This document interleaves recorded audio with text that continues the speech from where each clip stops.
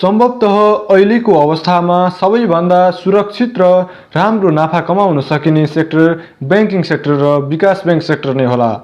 तत्कालै मूल्य बढेमा capital gain खान सकिन्छ, नत्र भने बोनस सिजनमा बोनस घोषणा हुँदा क्यापिटल गेन र बोनस अर्थात् दुईवटै खान सकिन्छ। बोनस सिजन आउँदैछ, बोनस घोषणा भएपछि यी सेक्टरका बैंकहरूको शेयर मूल्य कसो नबढ्ला र? तुलनात्मक रूपमा हेर्ने हो भने वाणिज्य बैंकहरूको भन्दा विकास बैंकको शेयर मूल्य छिटो बढेको देखिन्छ। यसको एउटै प्रमुख कारण वाणिज्य बैंकको तुलनामा विकास बैंकको शेयरको संख्या थोरै हुनु नै हो। इन्भेस्टरले शेयर खरिद गर्दा फन्डामेन्टल र लाभांश क्षमता हेर्न एकदम जरुरी छ। ट्रेडरले भने टेक्निकल एनालाइसिसको आधारमा जुनसुकै शेयर पनि खरिद गर्न सक्छन्। आजको यस भिडियोमा मैले केही विकास बैंकहरू लिएर आएको छु। कुन विकास बैंकको फन्डामेन्टल कस्तो रहेको छ, कुन विकास बैंकको डिभिडेन्ड हिस्ट्री कस्तो रहेको छ र कुन विकास बैंकको लाभांश क्षमता कतिसम्म रहेको छ, यी सम्पूर्ण विषयको जानकारी आजको यस भिडियोमा गराउने छु। आजको मुख्य विषयतर्फ प्रवेश गर्नुभन्दा पहिले कृपया हाम्रो च्यानल सब्स्क्राइब गरिदिनुहोला, साथै नजिकै रहेको बेल आइकन पनि थिच्न नभुल्नुहोला ताकि हामीले अपलोड गर्ने हरेक भिडियो तपाईहरु समक्ष पुगुन्।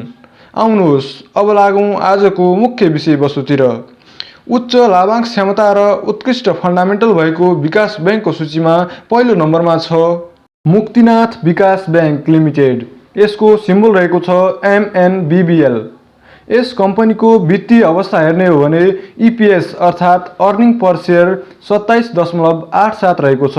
त्यसैगरी NPL अर्थात् नन पर्फर्मिङ लोन 0.21% रहेको छ भने CD रेशियो अर्थात् क्रेडिट टु डिपोजिट रेशियो चाहिँ 79.93 रहेको छ। नेट वर्थ पर शेयर 138.43 रहेको छ भने PE रेशियो अर्थात् प्राइस टु अर्निङ रेशियो 15.47 रहेको छ। त्यसैगरी रिटर्न अन इक्विटी 20.13 रहेको छ। यो भिडियो तयार पार्दासम्म यस कम्पनीको मार्केट प्राइस 566 रुपैयाँ पुगिसकेको थियो। यसको डिभिडेन्ड हिस्ट्री हेर्नुहुन्छ भने एकदम राम्रो रहेको छ। आर्थिक वर्ष 2076-77 को मुनाफाबाट यस कम्पनीले 11.25% बोनस शेयर र 4.26% नगद लाभांश गरी जम्मा 15.51% आफ्ना शेयरधनीहरूलाई वितरण गरेको थियो। आर्थिक वर्ष 2077-78 को थर्ड क्वार्टर रिपोर्ट हेर्ने हो भने यसले सबै विकास बैंकहरूको भन्दा उच्च खुद नाफा आर्जन गरेको थियो। त्यसैगरी दोस्रो नम्बरमा रहेको छ कामना सेवा विकास बैंक लिमिटेड। यसको सिम्बल रहेको छ KSBBL। यस कम्पनीको वित्तीय अवस्थाको कुरा गर्दा EPS अर्थात् अर्निङ पर शेयर 29.47 रहेको छ। त्यस्तै NPL अर्थात् नन पर्फर्मिङ लोन 1% रहेको छ भने क्रेडिट टु डिपोजिट रेशियो अर्थात् CD रेशियो चाहिँ 80.82 रहेको छ। नेट वर्थ पर शेयर 144.3 छ भने रिटर्न अन इक्विटी चाहिँ 20.42 रहेको छ। यो भिडियो तयार पार्दासम्म यस कम्पनीको मार्केट प्राइस 467 रुपैयाँ रहेको थियो। अब यस कम्पनीको डिभिडेन्ड हिस्ट्रीको कुरा गर्दा यो बैंकले त्यति राम्रो ग्रोथ गर्न सकिरहेको थिएन, तर गत वर्षबाट यसले राम्रो ग्रोथ गरेको छ। आर्थिक वर्ष 2077-78 को थर्ड क्वार्टर रिपोर्ट हेर्दा सबैभन्दा बढी खुद नाफा कमाउने विकास बैंकमा दोस्रो नम्बरमा पर्छ। त्यसकारण यस वर्षको मुनाफाबाट चाहिँ यस बैंकले राम्रै लाभांश वितरण गर्नेछ। गत वर्षको मुनाफाबाट यस बैंकले 4.4% बोनस शेयर र 0.23% नगद लाभांश वितरण गरेको थियो। आगामी समयको लागि यो एक राम्रो सम्भावना बोकेको विकास बैंक हो। त्यसैगरी तेस्रो नम्बरमा रहेको छ गरिमा विकास बैंक लिमिटेड र यसको सिम्बल रहेको छ GBBL। यस कम्पनीको वित्तीय अवस्था हेर्दाखेरि EPS अर्थात् अर्निङ पर शेयर 24.60 रहेको छ। त्यसैगरी NPL अर्थात् नन पर्फर्मिङ लोन 0.58% रहेको छ भने क्रेडिट टु डिपोजिट रेशियो अर्थात् CD रेशियो चाहिँ 8.28 रहेको छ। नेट वर्थ पर शेयर 138.92 रहेको यस कम्पनीको PE रेशियो चाहिँ 14.14 रहेको छ। त्यस्तै रिटर्न अन इक्विटी अर्थात् ROE 17.71 रहेको छ। यो भिडियो तयार पार्दासम्म यस कम्पनीको मार्केट प्राइस 472 रुपैयाँ कायम रहेको थियो।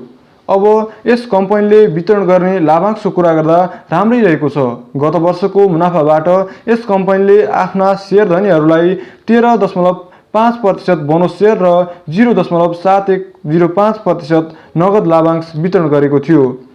यो कम्पनी आर्थिक वर्ष 2077-78 को थर्ड क्वार्टर रिपोर्ट अनुसार विकास बैंकहरूमध्ये धेरै नाफा कमाउने तेस्रो बैंकमा पर्दछ। आर्थिक वर्ष 2077-78 को थर्ड क्वार्टरमा सबैभन्दा धेरै नाफा कमाउने विकास बैंकको सूचीमा गरिमा विकास बैंक लिमिटेड, पछि क्रमशः Shine Resunga development bank limited, Lumbini Bikas bank limited, ज्योति विकास बैंक लिमिटेड र महालक्ष्मी विकास बैंक लिमिटेड पर्दछन्।